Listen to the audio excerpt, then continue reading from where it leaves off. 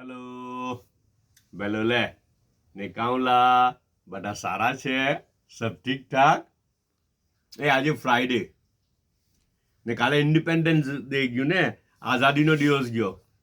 તો પછી શું કર્યું ખબર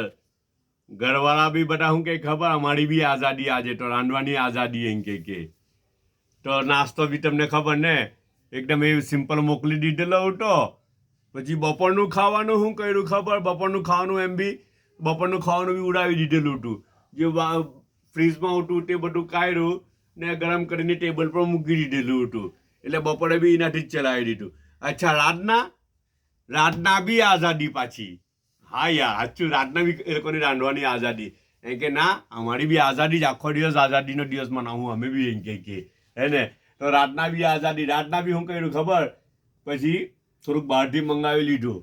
બર્ગર એવું મંગાવી લીધું ને ફ્રીજમાં બીજું કયું હતું તે કાઢી લીધું ને ધેટ્સ ઓલ મતલબ કાલે ની રાંધ્યું તે ની જ રાંધ્યું એ લોકોએ ની માયના તે ની જ માયના હે ને અચ્છા ને આજે સવારે બી હજુ બી હે આઝાદી તો હજુ ચાલુ જ છે માનો નહીં હવે આજે બી કંઈ રાંધ્યું તો કંઈ નથી જો કે ચાય એવું બનાવે ચાય એમ તેમ બનાવે આઝાદી હજુ બી ચાલુ જ છે કેળું છે ને કેળા એ કરીને મોકલી દીધા કેળા કાઢીને ઉપર મલાઈ નાખી દીધી ને કોણ જાય બીજું સુગર એવું કંઈ નાખેલું છે કે તે તો નહીં ખબર પણ સુગર નાખેલી છે